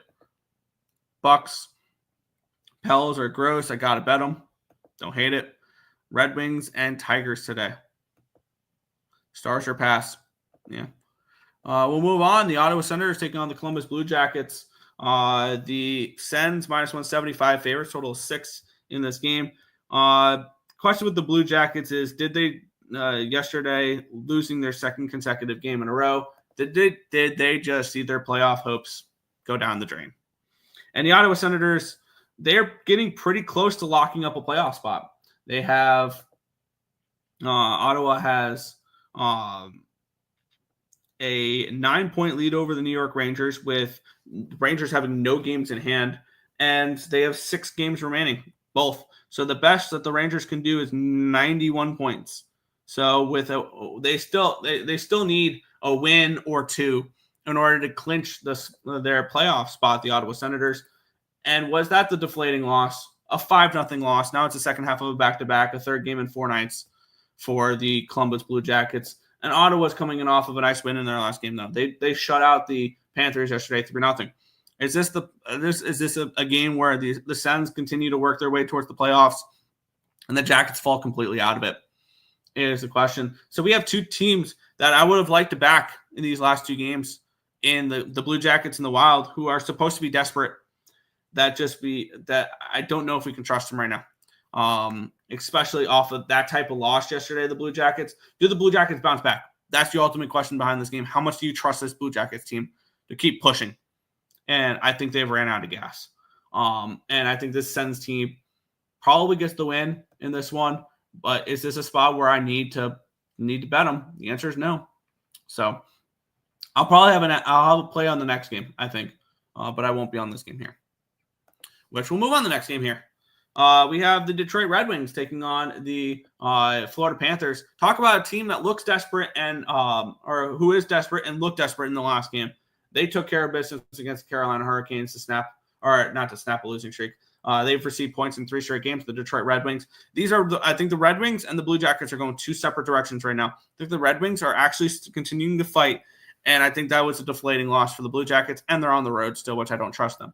And we have a Florida Panthers team that is blatantly came out and said we don't care where we finish in the standings. We believe we can beat anybody in the playoffs, and I still believe that. I think the Tampa Bay Lightning knock them out, but I still believe that the Panthers can beat anybody in that they play in the first round. Detroit is trying right now. They're pushing, and I'm going to back them here. You come out there and you play as well as you did against the Carolina Hurricanes, which, yes, are coasting. We have a similar situation here where the Florida Panthers, I believe, are coasting as well. And I think the Panthers are ready for the playoffs to start. And I think the Detroit Red Wings are still playing desperate hockey. They're not going to make the playoffs, but they're playing like they still have a chance. I am going to back them here in this spot, the Detroit Red Wings, in this game at plus 105 in this game. So Detroit for me at plus 105. We'll move on. Buffalo Sabres taking on the Boston Bruins. Both these teams off of wins yesterday. The Sabres minus 170, total of 6. I've been fading the hell out of the Bruins, and I stayed off of them yesterday because I didn't want to lay that number with Carolina. And Boston got the job done. They won 5-1. They snapped their big losing streak. This is battle for the last place in the Atlantic Division. This is what this game has become. 3 straight wins, 6 of the last 7 for the Buffalo Sabres. They are playing some awesome hockey right now. Shocker, it's once they're eliminated. And it would be Buffalo or no bet. This Buffalo team at home has played some good hockey as of late. Their last few home games was a 3-2 win over 3-2 win against Tampa Bay. They had the win against Pittsburgh 7-3. They beat Ottawa 3-2. They beat Vegas 4-3. They beat Edmonton 3-2. This is a team that's been on a nice winning streak at home as of late. And this is a Boston Bruins team I still want to fade. And this is a Buffalo Sabres team that doesn't look like they're playing out the strings now. That all of a sudden, once they're eliminated from playoff contention, they are all of a sudden an elite hockey team. And at minus 170, minus 180, maybe they're a little too expensive here in the spot. But it's Buffalo or no bet. It's absolutely Buffalo or no bet in this game. So pass here for me, but I would only be looking towards the Buffalo Sabres. So we go from 1-800-GAMBLER game to another 1-800-GAMBLER game. Stop it. Get some help. Chicago Blackhawks and the Pittsburgh Penguins. We have the Penguins minus 135 favorites with a total of 6.5 in this game. I have a feeling this game is going to be pure pond hockey. I have a feeling that this is just roll out the puck and nobody blocks shots, nobody plays defense. The Penguins are not making the playoffs, and the Blackhawks have already been eliminated. This is again the Blackhawks in their last game. They lost 5-3 against the Washington Capitals for their 5th straight loss, 9 of the last 10 games. On the flip side, the Pittsburgh Penguins have won 2 of their last 3 games. They're coming off of a stunning win against the the Dallas Stars last game as plus 230 underdogs. This is Chicago or no bet for me, but this could also be a little bit of a letdown spot for Chicago. Yeah, they didn't win. The game against the Capitals, but I mean, you know that that was a game that they all look forward to, that Capitals game. With Ovechkin chasing the record and everything along those lines. So I could see a letdown spot for both these teams. This is an easy pass. 2 games remaining. We have the Montreal Canadiens taking on the Nashville Predators. Pick 'em, total of 6 in this game. We know that this Montreal team is not going to just be playing out the strings down the stretch. They are in a playoff spot, and they are 4 points in front of the Rangers now, with no games in hand, obviously. But they're coming in on a second half of back-to-back, a 3rd game in 4 nights, and a 4th game in 6 nights. Not the greatest scheduling spot here for the Montreal Canadiens, and they'll be getting a rested Nashville team. Granted, Nashville's lost 5 in a row. So ultimately, I mean, this is another probably no play spot for me, and it looks like I'm going to just be Islanders, Red Wings. Islanders and Red Wings may be my only plays of the day because I don't know if I'm getting involved in that last game either. But this feels like a tricky spot for for the Montreal Canadiens. But can you have tricky spots right now when you're fully motivated with the playoff race right now? And this is a Nashville team that has just lost, and lost some more. Do the Montreal Canadiens just take advantage of a bad hockey team in the Nashville Predators? This pick'em price tells me the Nashville Predators probably win. And I have no interest in this one here, in this game at all. I don't want to trust Nashville right now, but I think it's a bad spot for Montreal. Preds money line. Yeah, I can see it. Last game on the card for today, the Vegas Golden Knights and the Vancouver Canucks. Minus 155 to the Golden Knights, total of 5.5. I believe the Golden Knights played last night as well. They got the win, I believe, if I remember right. They got the win. Yeah, the overtime game against Calgary. And we have Vancouver, who I've been fading as of late. They are off of a win in their last game, but they are currently 6 points behind the Wild with 1 game in hand. So they're not dead yet. And is this a good spot for the Canucks? I've been fading the Canucks almost religiously, it feels. They're off of a 6-2 win against the Anaheim Ducks, though, so maybe that gives them a little bit of a spark. Vegas over the Vegas off of the overtime win against Calgary. Second half of back-to-back. Third game in 4 nights. Fourth game in 6 nights. Fifth game in 8 nights. A lot of hockey being played, and sixth game in 9 nights for the Vegas Golden Knights against a desperate Vancouver team. I haven't bet this Vancouver team in a while. I'm going to do it here in this spot, though. And I've been fading the Canucks. I think this is a game you back the Canucks, though. They're off of a nice win. This is maybe maybe they use that for a little bit of momentum. They have a Vegas Golden Knights team in a terrible spot on the road. So yes, I'll take a shot with Vancouver to close out my card here in this game.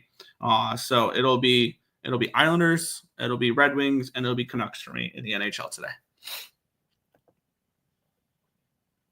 Canucks money line. Yep. But that is everything for today's card. If you guys have not already, hit that thumbs up button, subscribe to the channel, turn on those post notifications so you guys are notified each and every time we are live here at ESB, which is every single morning, anywhere between 10 and 11 a.m. Eastern Standard Time for the Go Sports Bet Show. That's going to wrap it up for this one. I want to thank you guys as always for watching. We'll catch you guys same time, same place tomorrow for another edition of the Go Sports Bet Show. Good luck, everyone.